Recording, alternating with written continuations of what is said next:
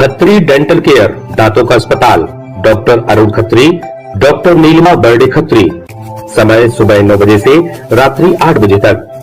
सभी प्रकार के कॉस्मेटिक डेंटल ट्रीटमेंट उपलब्ध। हमारा पता Khatri dental care, union bank of India के बाजू से राय चौराहा, दम। हड्डी, फ्रैक्चर, जोड़ एवं रीढ़ की हड्डी रोग विशेषज्ञ एवं सर्जन डॉक्टर रविंद्र चौरसिया। समय सुबह 11 बजे से शाम 4 बजे तक, शाम 6 बजे से रात्रि 8:30 तक। मिलने का स्थान विजयनगर गेट के बाजू से बालाकोट रोड, दमोह। शहर के चमन चौक इलाके में अतिक्रमण के खिलाफ कार्रवाई करने गए दस्तों को लोगों के विरोध के बाद बैरंग लौटना पड़ा। दरअसल रविवार की दोपहर दमोह के गढ़ी मोहल्ला चमन चौक पर तीर्थयात्रियों के ऊपर हमला हुआ था, जिसमें एक सागर निवासी युवक गंभीर रूप से घायल हुआ था। इस घटना के बाद लोगों में आक्रोश था और हिंदूवादी संगठनों ने मांग की थी कि यहां फैले अतिक्रमणों की वजह से जाम लगता है और ऐसे विवाद आए दिन सामने आते हैं। इसके बाद नगरपालिका और जिला प्रशासन हरकत में आया और आनन फानन में चमन चौक और गढ़ी मोहल्ले में अतिक्रमण हटाने दस्ता पहुंच गया, लेकिन यहां कार्रवाई शुरू होते ही बवाल के हालात बन गए। लोग सड़कों पर आ गए और प्रशासन के खिलाफ खड़े हो गए। लोगों का आरोप है कि उन्हें टारगेट बनाया जा रहा है और ऐसी घटनाओं को आड़ बनाकर उन्हें परेशान किया जा रहा है, जबकि किसी भी कार्रवाई के पहले विधिवत नोटिस और मुनादी कराई जाना नियमों में है। इस मामले में नगरपालिका के सीएमओ का कहना है कि अस्थायी अतिक्रमण हटाने टीम आई थी और इनको हटाने कोई नोटिस देने की ज़रूरत नहीं है। हालांकि लोगों के विरोध के बाद दस्ता खाली हाथ लौट आया।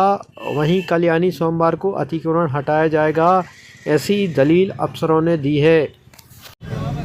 वो यहाँ नाली के अंदर है, वो नाली के अंदर है, उसको तोड़ देगा कह रहा है वो वाला प्लेटफॉर्म।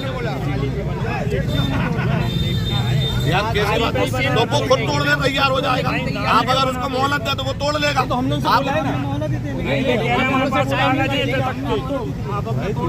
कैसे भी लगा रहे हैं ड्राइवर साहब। अरे तब तो ऐसा नहीं सर, किसी को भी ऐसा है कि कोई अगर कोई घटना हो गई तो उसका प्रतीकात्मक आप लोग कर रहे हैं यहाँ पर। आज सुबह जो घटना हुई है उसके पीछे आज अतिक्रमण लग गया, वो घटना अलग है, एक्सीडेंटल अलग है। जिसने मारा है, जिसको मारा है, जिसने पीटा है, जिसको जो पिटा है वो करेगा कार्रवाई। कि आप किसी को भी कछु करने लगे तो आप रोड को अतिक्रमण, चलो हमारे संग, हम शिवाजी स्कूल लोहा चल रहा है, आपको उतर से अतिक्रमण चौड़ा लिया हो आप, तो अतिक्रमण तोड़ दो आप। जो नाली पे है, अरे जो नाली पे है, बोलो नहीं, जो नाली पे है उसको आप सुनिए। तो नाली का अतिक्रमण कहाँ का हटा रहे हैं आप? चले आप इसी रोड पे हमारे साथ, तो हमारे हिसाब से भी नहीं चल रहे तो हमारे भी आपके हिसाब से चलेंगे। कहीं से शुरुआत तो करना पड़ेगा। अरे तो उधर से करो ना जहाँ कंजेस्टेड है। आज अतिक्रमण की कार्रवाई हटाई जा रही, क्या है इसका पूरा, क्या आप क्यों कर रहे हैं? ये क्या है, सुबह कोई आर्मी का बंदा था जिसको ओवरटेक होने से किसी लड़के का विवाद हुआ, मारा पीटी हुई, जो भी हुआ हो। अब वो तो हो गई कार्रवाई, कानून ने अपना काम किया, FIR हो गई और वो शायद लड़का अंदर भी हो गया। अब यहाँ पर दल बल से एक विशेष एरिया को चिन्हित करके यहाँ अतिक्रमण के नाम पर प्रेशराइज किया जा रहा है। यहाँ ये बताना हम आपको आवश्यक समझेंगे कि यहाँ पर जो है किसी प्रकार का कोई अतिक्रमण इसलिए नहीं है कि गवर्नमेंट ने जब चौड़ीकरण का काम किया था इस रोड को, तो यहाँ के लोगों को मुआवजा तक दिए। तो ऐसी स्थिति में, और अगर आपको अतिक्रमण है भी तो आप तहसीलदार, पटवारी, नजूर अधिकारी आके चिन्हित कर देते कि आपका 4 फुट, 6 फुट, 2 फुट अतिक्रमण है, कि आप विशेष एरिया को चिन्हित करके मैं बुलडोजर के दल बल के साथ आ गए। इस बात की आपत्ति है कि आप विधिवत नोटिस दे दें, अगर अतिक्रमण है तो बता दें, वो अपना अलग कर लेंगे। सूचना कब दी गई आप लोगों के लिए? कुछ नहीं, कोई सूचना नहीं, ना किसी को पता है। बस ये तो सीधे आई हमला। पुलिस का तुम्हारे तहसीलदार महोदय हैं, SDO महोदय हैं, नगर पालिका अधिकारी हैं, ये सारे लोग आके भर खड़े हो गए। अब ये अतिक्रमण है, ये ट्रेस बना है, भाई आप बताओ तो तोड़ लेंगे। क्या यहाँ अतिक्रमण की कोई स्थिति है क्या अभी? यहाँ पूरे एरिया में कोई अतिक्रमण नहीं है। ये यहाँ पर किसी प्रकार का कोई अतिक्रमण नहीं है। सारे मकान जो है विधिवत रजिस्टर शुदा है। अस्थायी अतिक्रमण है, आवागमन में सुविधा हो इसलिए जितने भी अस्थायी अतिक्रमण है और नाली के ऊपर है वो हटवा रहे हैं। तो लोग खुद सहयोग से हटा रहे हैं, उसमें कोई दिक्कत की बात नहीं है। कोई नोटिस नहीं दिया, किसी को बताया नहीं। देखिए अस्थायी अतिक्रमण के लिए कोई नोटिस की बात, यदि कोई पक्के स्ट्रक्चर होती है तो फिर नोटिस और पूरी कार्रवाई होती है। यहाँ पे मुनादी कराई गई थी क्या?